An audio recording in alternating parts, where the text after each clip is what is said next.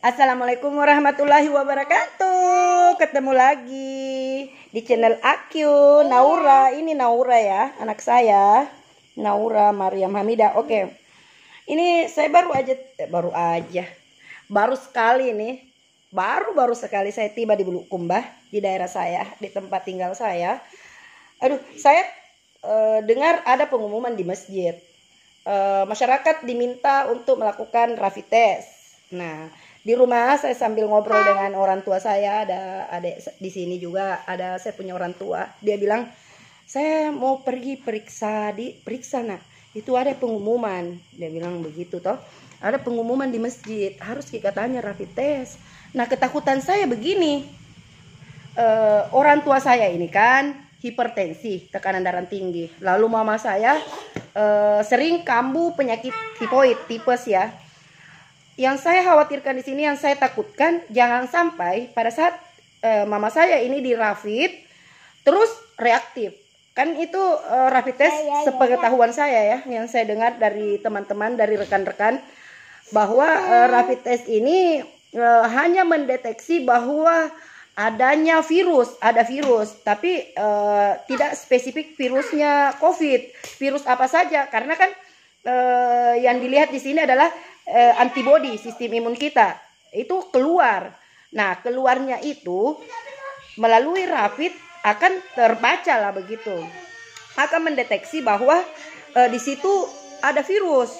Nah, selanjutnya jika dinyatakan reaktif, lalu harus menunggu lagi dong 14 hari kemudian untuk mengetahui bahwa orang tua saya ini yang tadinya orang dalam pemantauan misalnya, atau PDP misalkan sudah ditetapkan statusnya begitu, harus nunggu 14 hari. Nah, kalau misalkan orang tua saya, bapak saya ini, dia kan hipertensi, kalau dia jantungan bagaimana? Kalau ibu saya juga, dia juga kan irama jantungnya bermasalah, dia orangnya lemah jantung. Kalau sudah tahu dirinya reaktif, saya ini kena virus corona misalnya, orang di kampung-kampung itu takut sekali dengan rumor-rumor yang beredar bahwa COVID itu seperti ini. Tapi dia juga tidak begitu paham COVID itu apa. Bahkan orang tua saya itu tidak tahu itu COVID apa. Awal-awalnya saja dia sering dengar di berita COVID, dia kira kopi. Dia kiranya kopi. Malah dia bilang, nanti kalau anakmu pulang beracara, habis sidang, kau suruh beli dia COVID. Karena itu yang terkenal itu di TV. Dia dengar ada COVID. Dia kira COVID-19 itu seperti dengan bintang 7 ya, cap 19. Nah, dia kira itu kopi. Nah, selanjutnya lagi, saya besok pagi kan saya harus ke Makassar. Andai kata ya, saya juga diharuskan tes dulu baru bisa lintas. Terus bagaimana dengan klien saya? Kalau seandainya saya juga dikatakan reaktif, berarti saya harus tinggal di rumah 14 hari, misalnya karantina mandiri, isolasi mandiri di rumah. Kasihan dong, terbengkalai. Bisa-bisa saya juga dilaporkan gitu, bahwa saya menelantarkan perkara klien. Kan udah tanda tangan kuasa, kami kan tidak tahu kemarin kalau akan ada seperti ini. Nah, saya juga mau tanya-tanya sedikit sama Adinda ini, ada dari Fakultas Hukum Syariah ya, dari UIN. Bagaimana tanggapan dia? Apa sih sisi positif dari rapid? Terus kelemahannya apa? Meskipun dia bukan pakar kesehatan ya, cuma tanya-tanya pendapatnya saja. Bagaimana kan kalau pendapat saya tadi sudah jelas. Saya bilang kalau itu membuat orang-orang awam itu ketakutan. Utamanya saya nggak usah ambil jauh ya, maksudnya nggak usah maka keluar rumah sama orang tua saja. Sejak adanya ini COVID, dia sudah kayak berpikir yang bagaimana sih itu COVID. Dia kayak mau keluar saja kayak takutnya bukan takut sama penyakitnya, takutnya dia diambil paksa, dipaksa di ini. Apalagi sudah dengar pengumuman, dia sudah ketakutan ini. Orang tua saya sudah takut, bilang jangan ini nanti pemerintah datang ke sini tes kita. Nah kalau sudah dites kita reaktif, terus disuruh ke isolasi di rumah 14 hari. Setelah itu dijagai nanti ada hasilnya lagi dari sana, swabnya itu positif, dijemput paksa kita. Itu yang dia takutkan. Itulah kekhawatiran dari orang-orang di sekitar sini, khususnya orang Bulukumba lah. Ganjenge ini kan dusun di sini. Saya orang dusun ya. Saya orang dusun Ganjenge, Desa Tanah Harapan, Kecamatan Riroalo, Kabupaten Bulukumba. Nah, kalau saya sih sering keluar-keluar ke sana, ke Makassar, ke Jeneponto, Takalar ya. Kalau ada pendampingan ke Goa juga. Nah, besok saya mau berangkat. Nah, kembali lagi guys ya. Guys, ya kita tanya Dinda kita ini yang di sebelah saya nih. Bagaimana tanggapannya? Halo Dinda. Halo guys, Lagi Assalamualaikum apa? warahmatullahi wabarakatuh. Jadi gini, saya tidak mau berkomentar masalah dari segi perspektif hukum, kesehatan. Namun saya mau komentar terhadap apa yang saya pikirkan saat ini. Ya. Jadi saya melihat seperti ini teman. Hari ini kita melihat adanya pemberitaan Itu yang baru-baru kemarin-kemarin juga, di ya. di media TV, Iya, iya. media grup-grup WA dan lain-lain. Nah, sekarang pemberitaan itu sudah ada di Masjid. di masjid-masjid. Iya. Maksud saya seperti ini. Apakah memang saat ini kita perlu melakukan atau menjalankan apa yang menjadi satu kebijakan Himbauan begitu. himbauan yang dikeluarkan oleh pemerintah itu sendiri?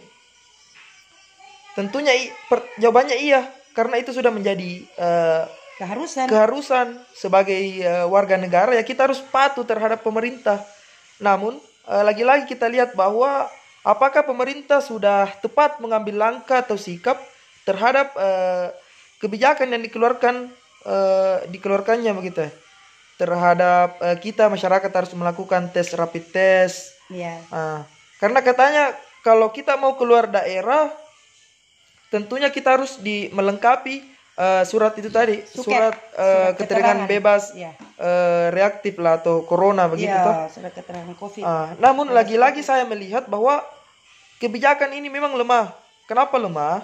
Karena ada pengecualian, ada orang-orang yang dibebaskan melakukan tes rapid ini. Pertanyaannya lagi, apakah orang-orang ini tidak terjangkit rapid atau tidak bakalan kena corona begitu ya? Iya. Tuh kayak polisi mungkin. Saya lihat di situ di aturannya ada 9 pengecualian.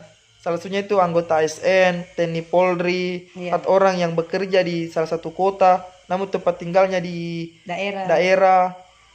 Apakah memang ini kebijakan hanya diperuntukkan oleh orang-orang yang tidak memiliki pekerjaan atau orang-orang yang tidak mengerti aturan itu sendiri? Begitu. Kemudian juga saya lihat di sini apa Dinda? Kita apa ya Dinda? Kita mau tes rapid, tapi kita tidak tahu apa sebenarnya rapid test. Tidak ada sosialisasi sebelumnya. Oh begitu Dinda. Jadi kita ini kan mahasiswa, mungkin tahu lah mungkin, masa tidak tahu. Saya sering dengar kata rapid test di televisi, di grup WA, di media-media online lainnya, tapi hari ini saya tidak pernah lihat instansi pemerintah atau oknum-oknum yang diberi mandat oleh pemerintah untuk mensosialisasikan sampai ke lingkup-lingkup masyarakat terkecil seperti masyarakat desa. Saat ini tuh tidak ada seperti itu. Berarti ceritanya Dinda saja ini selaku mahasiswa saja kurang paham, apalagi masyarakat awam kayak petani, mungkin tidak ada sekolahnya ya, termasuk kita punya keluarga di sini banyak yang tidak sekolah tuh. Nah, mungkin tidak paham dia apa itu rapid. Mungkin dia kira tentunya itu menjadi satu masalah di golongan masyarakat kecil tuh, karena sebelumnya dia tidak paham aturan, dia tidak paham apa yang seperti ini, terus langsung diminta begitu ya, dipaksa, dihimbau untuk melakukan tindakan seperti itu. Oh jadi begitu Dinda ya. Jadi kelemahannya di situ karena belum ada sosialisasi yang langsung turun ke desa. Ananda ini Dinda ini kan gabung di ini juga ya, Karang Taruna Desa. Iya. Oh iya, saya tidak mau bawa nama lembaga. Saya berkomentar atas nama pribadi sendiri. Enggak, maksudnya. Jadi kalau ada pun salah ya, saya mewakili diri saya sendiri karena pengetahuan saya masih awam sampai saat cara ini. pandang saja, itu adalah pikirannya Dinda ya. Iya, betul. Oke, guys, itu tadi pembahasan kita terkait masalah rapid test yang rapid test yang pemerintah ini menghimbau begitu masyarakat pada umumnya ya, masyarakat umum ini melakukan tes rapid test ya. Jadi seperti yang sudah kita dengar ya komentar dari Dinda kita bahwa dia saja selaku mahasiswa juga tidak paham. Harusnya kan kepala desa ini sosialisasikanlah dulu ke masyarakat, kayak Pak Desa perintahkan Pak Dusung panggil Pak RT-nya sosialisasikan di setiap RT-RT, setiap dusun-dusun bahwa rapid test itu seperti ini. Tujuannya seperti ini, karena saya takutnya di desa itu orang apa ya? Pikirannya juga bisa maaf saja ya, bukan saya anggap bahwa pendek begitu, tapi mereka ndak berpikir panjang begitu. Nanti ada perlawanan, khawatirnya di situ. Masyarakat nanti dikira, lah siapa tahu saya mau disuntik begini, atau saya mau dikasihkan. Kepercayaan masyarakat sekarang sudah berkurang sebenarnya. Kalau kita mau tanya satu persatu itu, masyarakat kayak ndak begitu percaya lagi sebenarnya ya, yang sebenarnya ini. Nah, tahu-taunya kalau misalkan dipaksakan, ini kan baru dihimbau. Nah, kalau di belakang-belakang dipaksakan terus masyarakat melakukan perlawanan bagaimana? Nah, itu. Jadi saya rasa untuk konten saya kali ini pembahasannya hanya terkait masalah surat keterangan bebas COVID keluar masuk Kota Makassar lintas daerah. Dan ada pengecualiannya. Pengecualiannya tadi itu sudah saya sebutkan bahwa ada ASN, Polri, TNI, pekerja swasta, pokoknya yang bekerja di Makassar. Terus ada orang-orang yang mungkin dalam keadaan darurat ke Makassar. Saya juga nggak tahu daruratnya kenapa. Itu dia, termasuk mahasiswa atau ada rujukan sakit dari rumah sakit ke Makassar, itu bisa melintas. Nah, itu tadi juga sudah dikoreksi sama Dinda, maksudnya dia berkomentar apakah ASN ini tadi, PNS-PNS ini dijamin bahwa mereka bebas COVID begitu. Oke, bye. Assalamualaikum. Jangan lupa ya di like, share dan subscribe. Oke, bye.